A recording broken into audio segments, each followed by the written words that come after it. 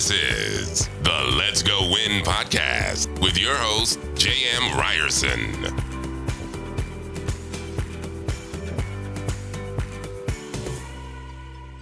What's happening, you guys? Welcome back to the Let's Go Win podcast, where we are here to always help you be happy, healthy, and wealthy. And the gentleman I'm having on today, he is absolutely going to do that. I had a chance to meet up with him about a week ago, and we had just an amazing conversation.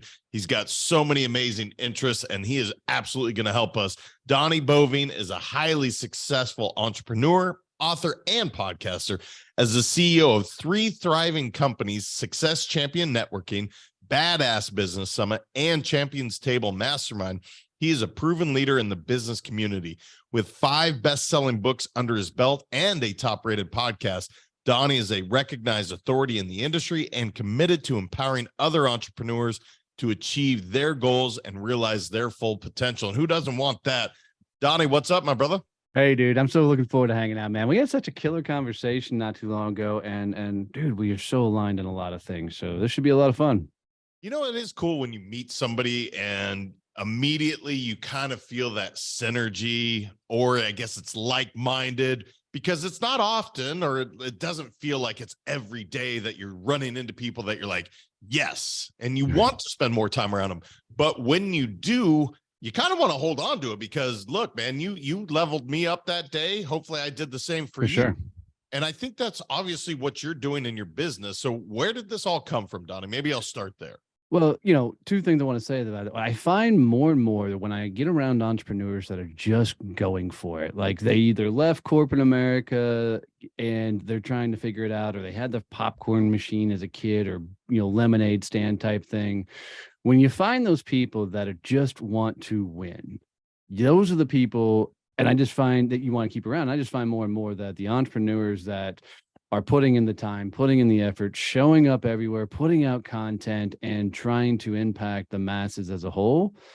And those are those gems you keep close and keep rocking and rolling. But, you know, for me, blue collar kid, you know, didn't even know I could be an entrepreneur until I was 40. And that's a big gap between 14 and 40. But I launched my company for a lot of various reasons. One, I was under an international non-compete. Another one, I had no idea how to be a business owner, ran my business into the ground, was able to turn it around and now get to here.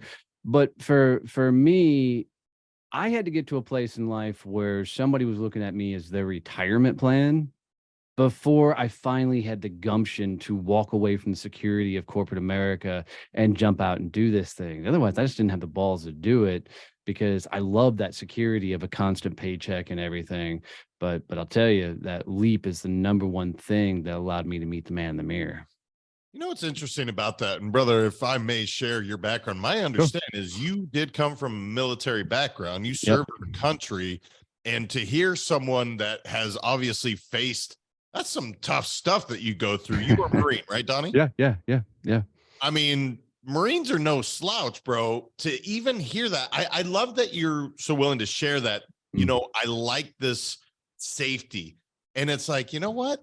But you face so much more treachery, I imagine, just in training. I don't know if you were active duty out there, but that's some real life or death stuff.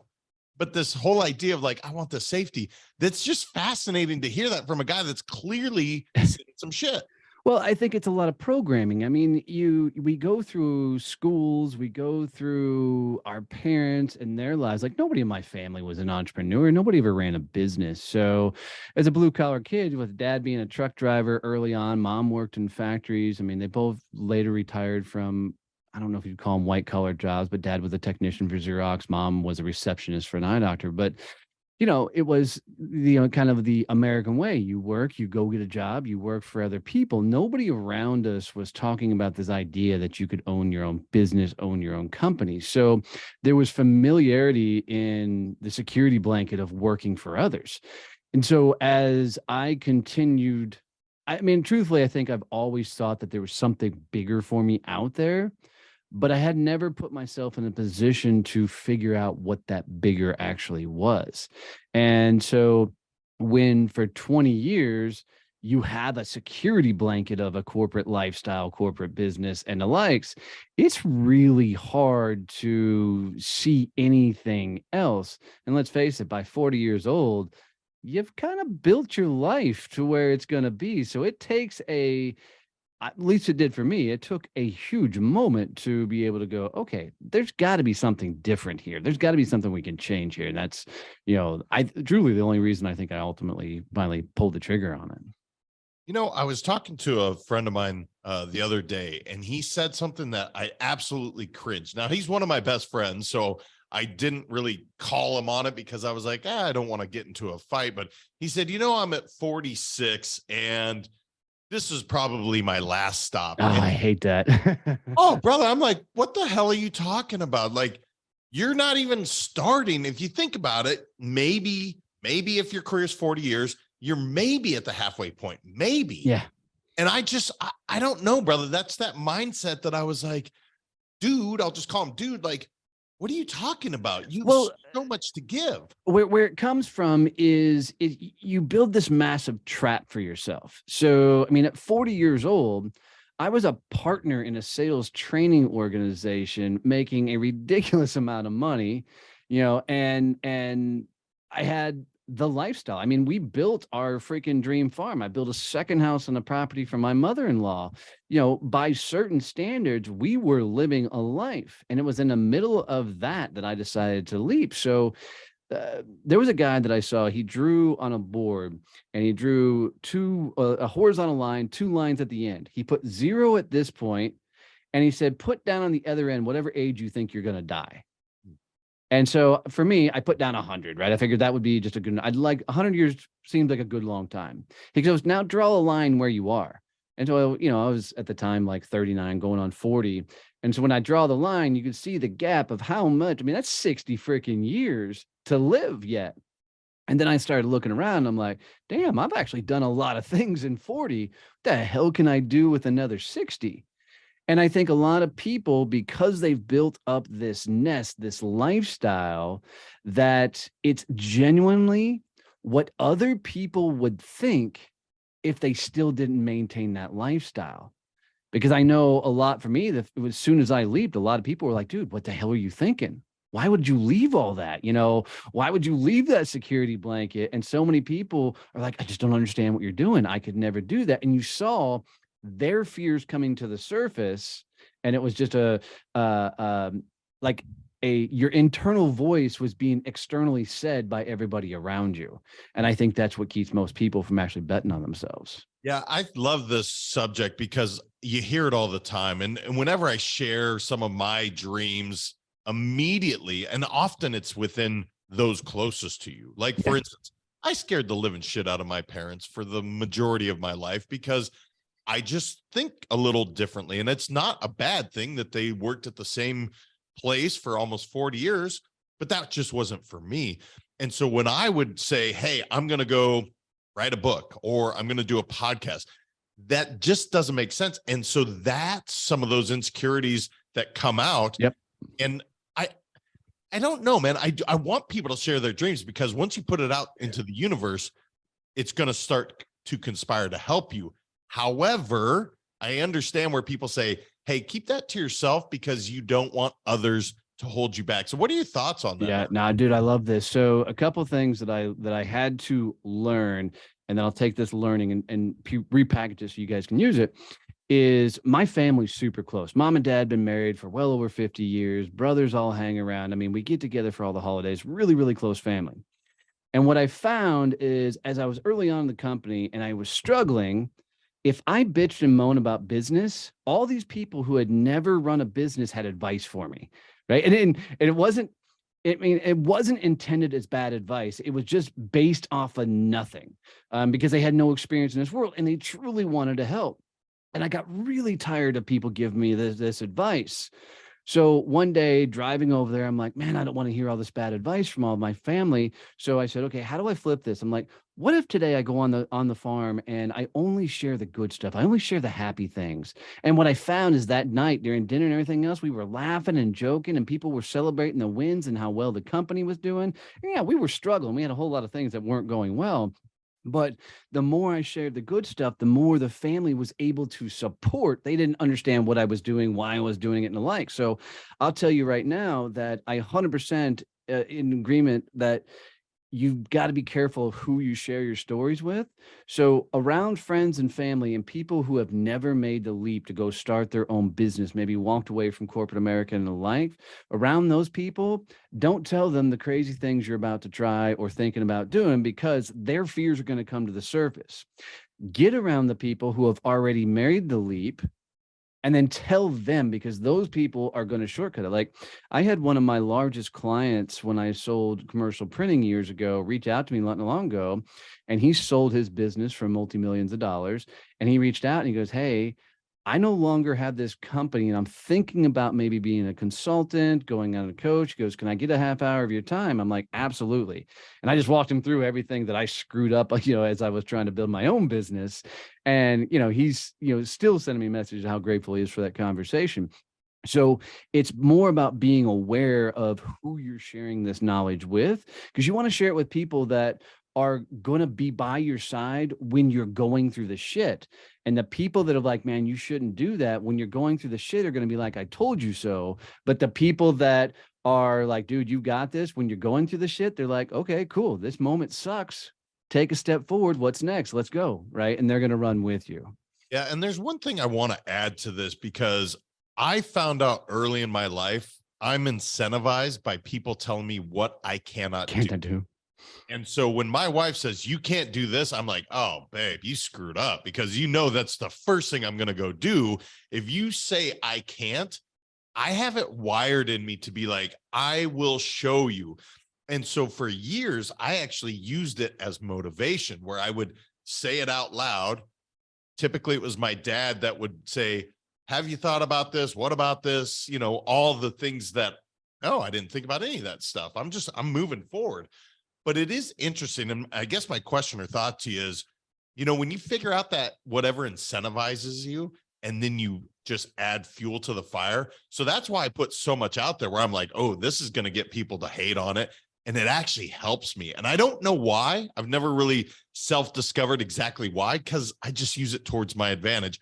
How are you wired, brother? Does it help you, or do you kind of like the pats on the back? Do you have? Yeah, no, I'm a total pats on the back guy. I'm the attaboy. So I find that I will continually put myself in positions where I know I'm going to get the accolade. So like, you put an award in front of me, something that I can put on display, hold my beer. I'm going to go get that damn thing. And that's just how I'm wired. So, but it took me a while to figure that out. And I think that's the biggest struggle with a lot of people, is they don't truly understand how they're wired. And I will promise you that starting a business and building a company will teach you the hardest lessons in life, and you will discover who the hell you are. So for me, knowing that's how I'm wired, I'm constantly looking for what am I next going to achieve versus picking the fight. So I have to put myself in positions where I'm going to be around a bunch of other people, and then I want to be the top dog in that fight, right? Like, okay, put me up against 10, 20 people and watch me beat everybody else, because Yeah, you're not that's going to outwork. I'm sorry. That's No, you're good. self-awareness, man. I think everybody, if you're even considering for a moment, I don't care whatever fear you want to take on, figure out what really incentivizes you, and then fuel that fire. So if it's attaboys, you find those people to surround yourself with, to make sure that they are there, right, to cheer you on. For me, the naysayers, I love having them in my corner, man, because I'm going to tell them, they're going to tell me how I'm not going to do it, and it drives me. I want to switch just for a little bit, because being a CEO of 3 companies, brother, not just one, but 3, that takes some real skills in terms of time management. Insanity. We'll call it what it is. All right, fair enough. But you clearly have figured out how to manage your time, because you and I talked off air. You do have this farm where you're like, Yep. "Look, man, I'm out feeding the animals, and I'm walking, and I'm doing podcasts." I'm like, but wait a minute, you got 3 companies that you're responsible for. Talk to me about how you figured out how to manage, lead. Maybe lead is the better word. It probably is. How'd you figure out how to do all 3 of those one time? So early on, it was absolute chaos because I didn't know how. So what I had to figure out is how to put the companies into silos. So we'll touch all the companies every day, but we have siloed movements, meaning that we will dedicate particular times to work on said business. So we have teams that are dedicated to said business. So I have an overall kind of leadership team, people that are running day to day inside these companies, that we all get together, talk about all three companies once a week. And then we have different meetings siloed throughout that are focused on key strategies. My job is to get the right butts in the seats that can feed me the information I need to be able to pivot and move the company. What you can't do is try and think about all three companies at one go. Because if you try and think about them as all at one go, it's going to cause chaos. So there's oftentimes like when I'm going into a meeting, it's almost like I'm physically putting on a different hat. And I'm like, okay, this one is strictly champions table. Don't worry about the networking groups. Don't worry about the summit. This is strictly, let's go talk about, the masterminds. And what I've found is if one of the other businesses creep in, I will literally just call a timeout in the meeting and go, hold on, guys, give me 2 seconds, get myself reorganized and me back in. Because I get, DMs because we don't have a physical location, but so instead of somebody slide me a note, I'll get a DM or a message somewhere saying, hey, this just happened in the business, maybe a fire to put out or something. And I have to turn that off until after the meeting's done so I can go and do that in the appointed time. Because people want to put out the fires now. And most fires don't need to be put out right this moment. It's not going to burn the damn building down. So the team is just now trained that when I can get to it, I can get to it. Now there is code red, right? So there is a code red option. Like if everything's going to hell in a handbasket, right? And we literally call it code red. You can call code red. And then we will, if able, excuse ourselves and go figure out what the hell's going on. But silo and everything has been the most beautiful thing for me. Yeah, and I wrote down 3 things as you're talking because I was like, oh, that's gold. Oh, shit, that's gold. Oh, man, we got to talk about that. The first one is work on. He didn't say work in. This Correct. Is a very specific word, and it's very strategically put there. I know it is because when you work on your business, it can really grow. When you're working in your business, that's the reactive part. So just touch on that a little bit, brother, because you said that very specifically, and I want people to hear it because so often when I'm consulting, I see people, they are just grinding, they're in it, and they cannot see how to truly expand and grow. But you have some real key points in terms of empowering, in terms of working on, letting go of control. These are some big things for people to really scale not only one business, but you're doing it with 3. Yeah. So what I found early on in the companies is because I'd never been a president of a company, never built a company, that I was often creating a really crappy job for myself. Because all I know, you don't realize that working for somebody else for 20 years, that somebody's always telling you what to do. And so now that I was out building a business, nobody was telling me what to do. So I was working at the level that I did as an employee, which means you do everything. Because if you don't do everything, you're going to get fired, right? I mean, that's just the ultimate consequence. What I found is I kept hitting capacity issues. So I would get to a certain level, and then I was so maxed out in time. So I learned, especially through podcasting, that I had to bring other people that geeked out on whatever I needed to get done. And notice I said geeked out because I don't want people that are just good at it. I don't want people that are okay at it. I want you to completely geek out on the thing. And when you find the people that geek out on the stuff, you want them close because now you can empower them by not putting them on reins. You point them in a direction, say, I need this accomplished. And then you celebrate when they get partially there, then a little bit further there. And then when they come out the ultimate thing, you make it a massive win. So we created a code in our company that's called Go Break Shit, Trying New Things. And we did that so we would get our people to not get stagnant and go try stuff. So I started collecting people that just geeked out on the coolest things that I And some of it was the things that I like to do. Like I love doing the sales side. I want to be in the midst of the conversations and I want to do that. But if I'm the only guy in the midst of the sales conversations, I'm going to get myself in trouble. So I had to bring on people that would go and do the sales side of things for me to allow me to go, okay, what's the next thing we got to tackle?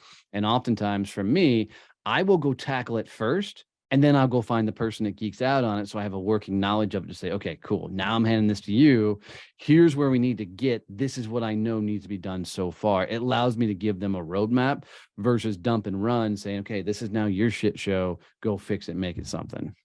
Yeah, man, the go break shit, trying new things. Okay, go fail. Here's the deal. I want you to go literally fail, and we're going to celebrate that. Is that one of your things when you're checking in on, let's just take Success Champion Networking? All right, guys, we're in a meeting.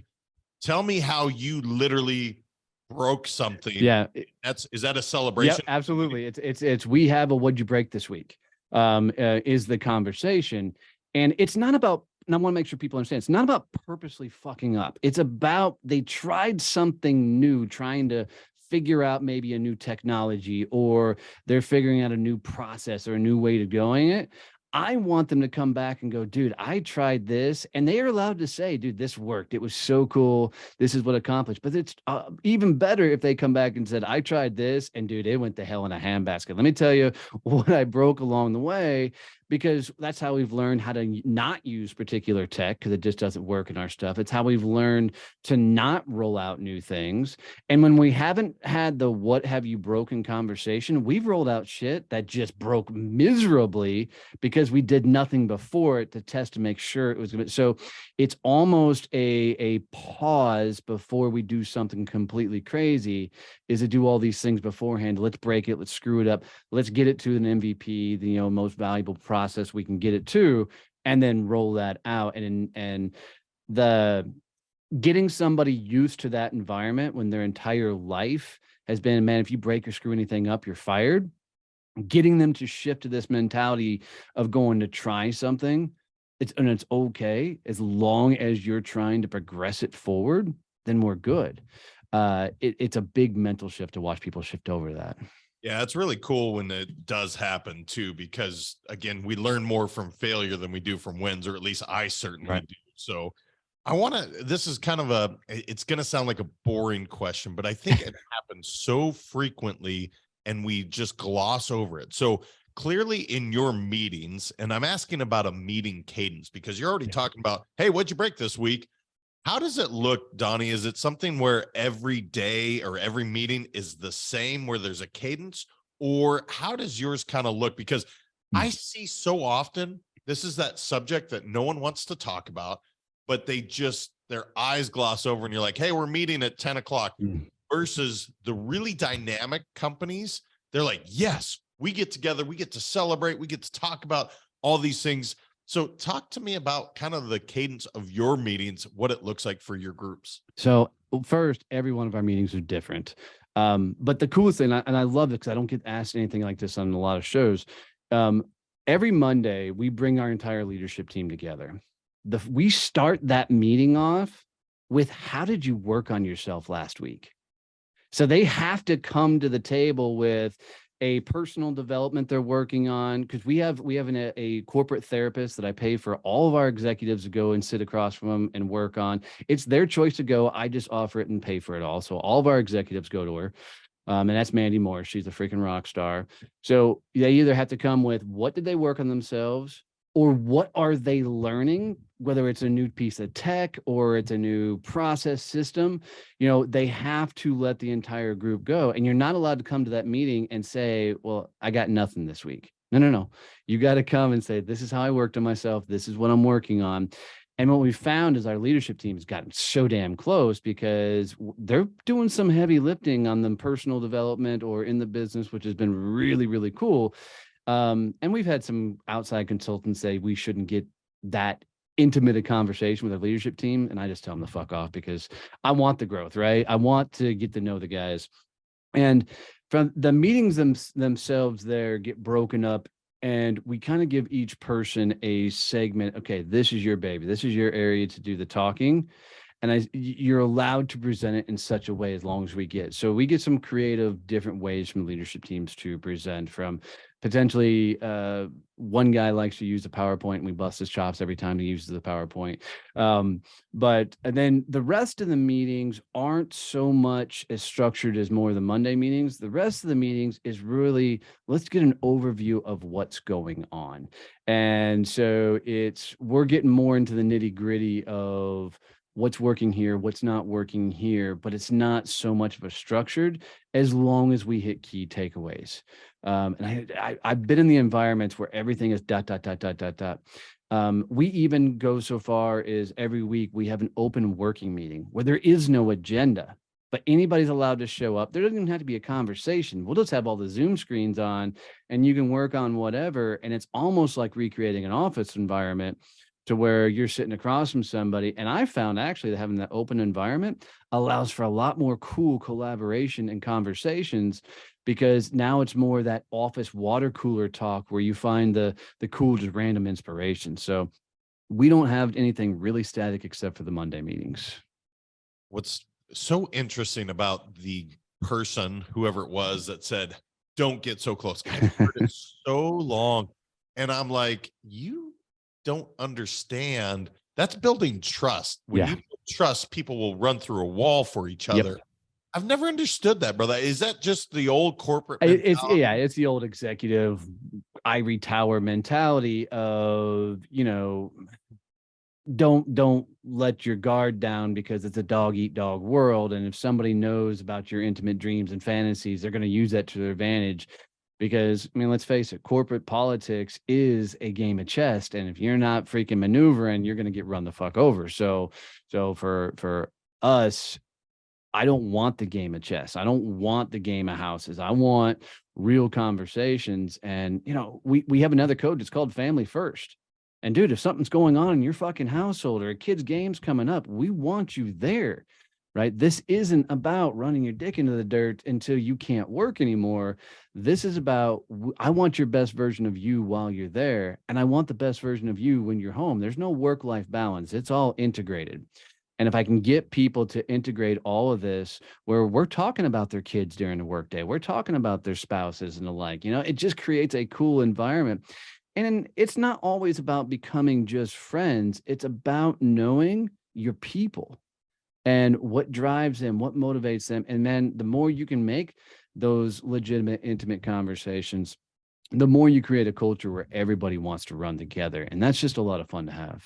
Yeah, you clearly have a very defined culture. But one thing that strikes me, you've said it twice now. You've said we have a code, and you've said this code, then you said another code. You didn't say value per se. So I'm curious, is it the same for each company, these codes? Because it's different terminology, but I dig it. It's cool. It's like a mantra, or it's like it's an expectation, I guess, is really what I'm hearing. Well, we created it from the Knights code back in the day. So back when the Knights, like the round table and all that, when the Knights had a code, when they first, dude, that was a legit thing. Like that code is what they stood by.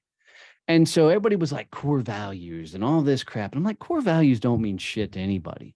It's a bunch of words slung up on a wall. So we sat down at the team and like, dude, if we were a bunch of Knights, what kind of codes would the company live by? And we went through, and that's the codes we came up with. And, our final code is, you got to be the champion of you, right? Because at the end of the day, no one else is going to stand up out front and say, hey, let me carry that for you. Let me do the, no, you got to go be the champion you. And this is where the be the champion of you came, that we'll start the Monday meetings off with. How are you working on yourself?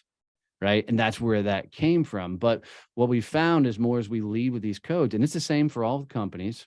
And what we found is now we look for opportunities to recognize somebody, exemplifying or being that code, because they did something or they created something. Like, for instance, in one of our networking groups, a gal lifted up a competitor and spent like 5 minutes just bragging about how awesome this competitor was. And I'm like, God, that is how you be a champion, is you champion others like that. And it was the coolest thing to watch and happen. So we blew it up, did an article on it, all kinds of things, just to praise her for actually living one of our champions codes. But they're a living thing for us, and people really get into it. So is it 3 of them, brother? Nah, there's 6 altogether. Oh, I'll be damned. I love So it.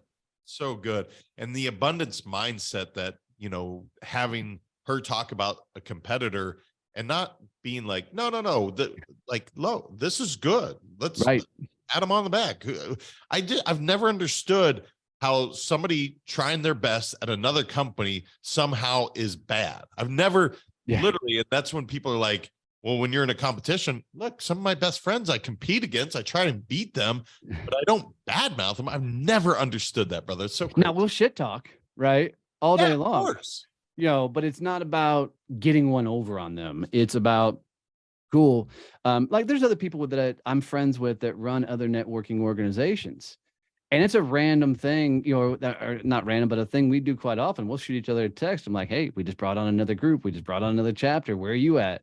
And it's more of, I'd rather have a bunch of people running as hard as I am and getting after it. So it fuels my fire. I get fired off of being around other people that are going for it. So anybody that looks at me as competition, I really lose interest in that person because I'm not competition. There is so much business to be had in this marketplace. I just want my large portion of that business, right? I hope you get your large portion. And if we can do it running side by side, freaking groovy. There's certain people that are going to look at this dude and go, man, that is a country cussing dude. That's not my guy. But there's some people that go, dude, that is my guy. And I just want to collect as many of those damn people as I possibly can. Yeah, man. And we talked about this before. I love that because of the authenticity. It's like, that's something I coach on every single day, is just show up as you. And you're like, look, man, this is me. Yep. You don't have to like it, but this is me. Yep. I have to ask this just because the Knights code, and I have something specific. When you are meeting with your team physically, not on Zoom, but physically, do you have your room set up a certain way? No, we don't do the round table. It's a good idea though, actually. And that may be something we play with later. And we get the team together about once a year, all in a physical location. But that might be something we fun and play with. We're always trying to do adventures and activities together, and we do get together. But we've yet to put the round table, but I may have to start doing that and give people, okay, who's Lancelot, who's, whatever the rest of them names are. I did it the last time I did it with a group where I was like, all right, this is getting a bit much. I think it was 60 of us, and it takes so much time. Yeah, getting so big, but it's something that I've always done. So it's just like awesome. You said before, we have so much synergy on this. When did you start writing your books, brother? And where did that come from, the inspiration to write the books? So pretty much really early on in the business, like the first book I wrote was How to Be a Success Champion. And it was me really trying to get people to figure out how to champion themselves. The last book, Fuck to Focus, that I put out, what I found is there was so many people in the marketplace that were saying, be an entrepreneur, go start your business, blah, blah, blah. And I know how hard it was for me to build a business. Like I struggled bad. And you hear all these gurus like, oh, I made $1 million in 30 days, or, freaking $100 million evaluation in 6 months, whatever, all that stupid stuff. And what I found is there's a lot of noise in the marketplace, and there's a lot of gurus in the marketplace. So one of the biggest successes I've found is sharing all my fuck ups and how we fixed them along the way. So people at least have somebody they can lean on and go, okay, I'm going through, or I've been through the same damn thing. So Fuck to Focus was really about teaching people how to grow their business by learning through everything that I screwed up, and then giving them the actual things I did to fix those screw ups and be able to move forward. We're working on 2 books right now. One is called The Shit My Wife Said That Changed My Life, because there's too many times. A buddy of mine said, you should just call that book Yes, Dear. But there's too many times when, and a lot of us who are married, you have that spouse behind you that'll say that thing. You're like, shit. And my wife's pretty much my Jiminy Cricket. So that's a good saver. And then we're writing a book on the more top tier networking to get past the rookie stuff of go to event and network and meet people and all the stupid things. we're really going after the elite side of networking and the things that people don't talk about often. Like, okay, cool. How do you actually network with the millionaires and billionaires? How do you actually get into the big conversations and the like? So we're working on that book as well.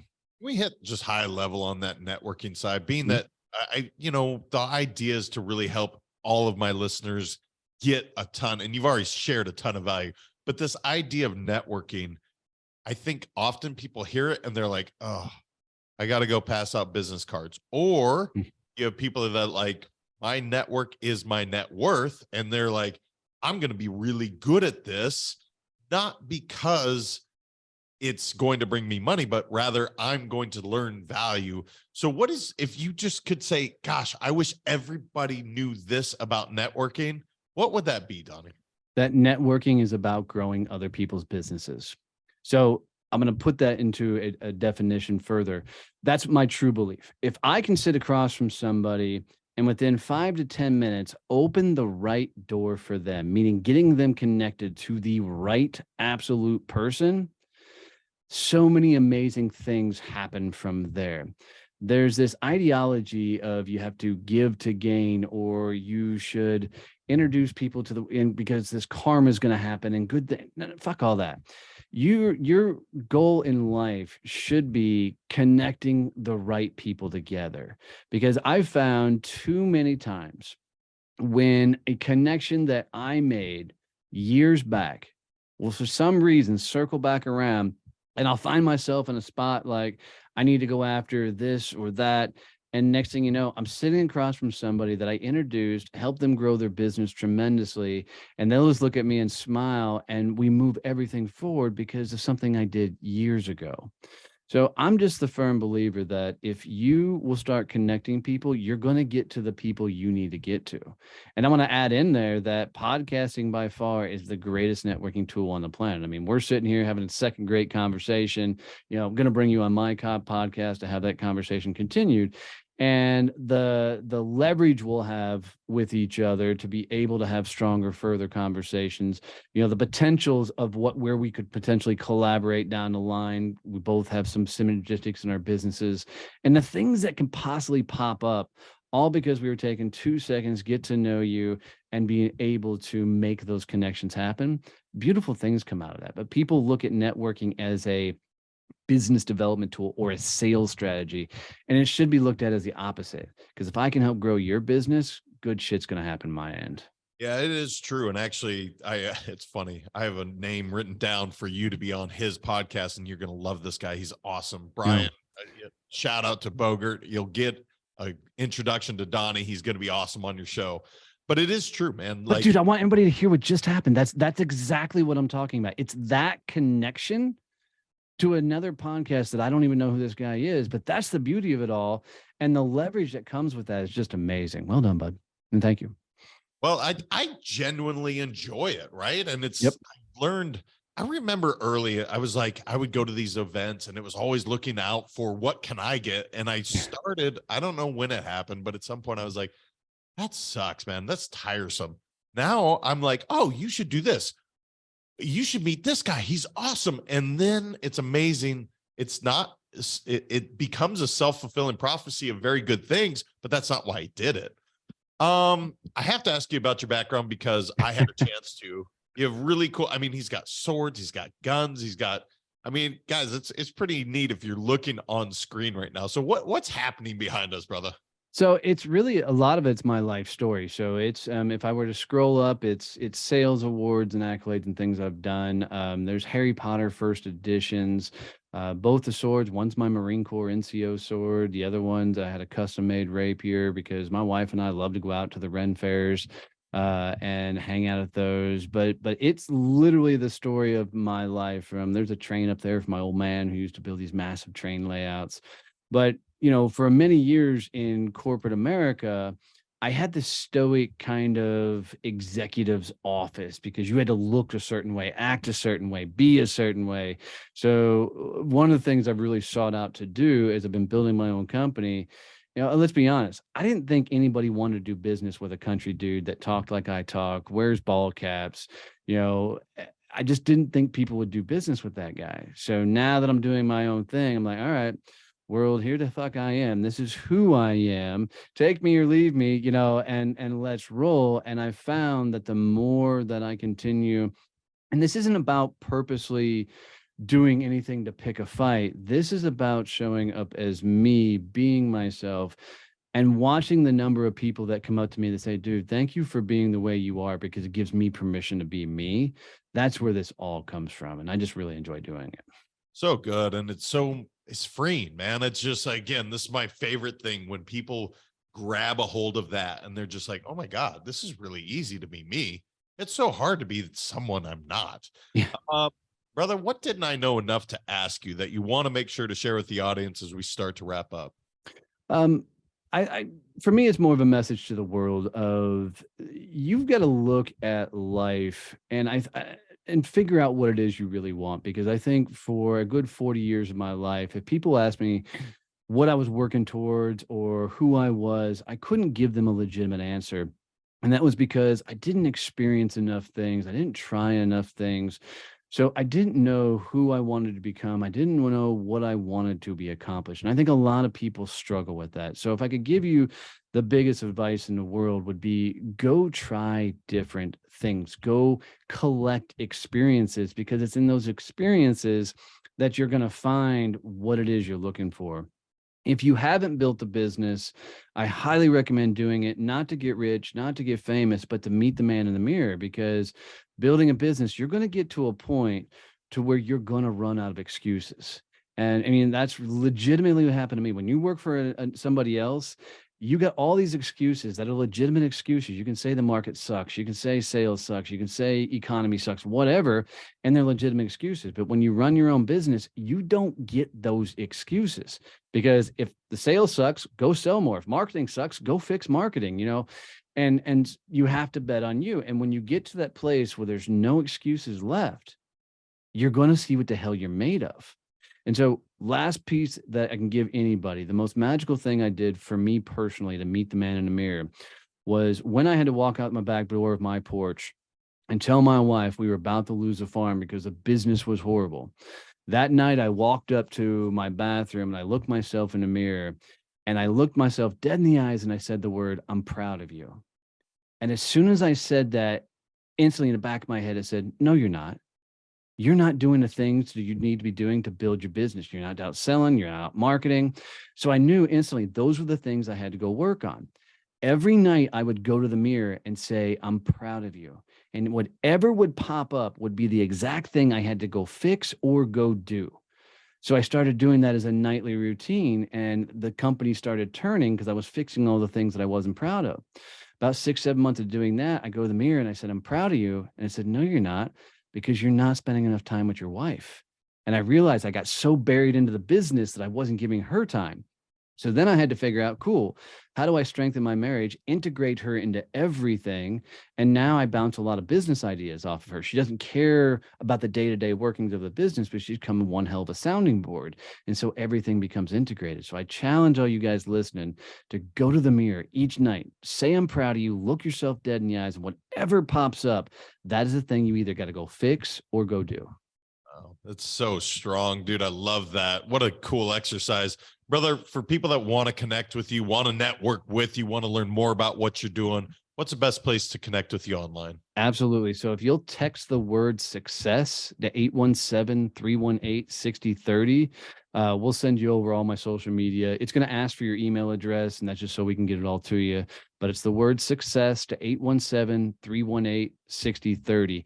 And if you guys will do me a favor, this has been a hell of a conversation. We've sat here for a good 35, 40 minutes and having a great conversation. Do him a favor and literally share this episode out with one person, because I can tell you, have my own podcast, have my own audience. The toughest thing in the world is to reach more and more people. So do him the honor of sharing this episode or one of his other episodes that you got some value out of to one person. It'll mean everything to him. Brother, you're a good man. I enjoy it. Thank you for plugging that. And you're so right. It is the challenge, but man, I love what we're doing. So thank you for being here and just sharing as much as you did, Donnie. You're a stud, man. I love it. My honor, brother. Thanks for having me. Guys, as he said, share it. I mean, I wrote down half a page and then I have another page of notes. I didn't expect to. And it's so good because I literally had another conversation with the man. I had a deep dive, and he's got so much to give, and yet it's just so authentic. I appreciate you all. Remember, your mindset matters, and we'll talk to you soon. Thank you so much for listening. If this content is delivering value to you, please make sure to subscribe, rate, and review us. That helps us build this community, and that is what we are all about. Building this community as big as we can, helping as many people as we can, and deliver as much value as possible. Be sure to head over to letsgowinpodcast.com for information on my coaching courses, and make sure to follow us on Facebook, Instagram, and LinkedIn at Let's Go Win 365. Let's go win and transcend in life. This is the Let's Go Win podcast with your host, J.M. Ryerson.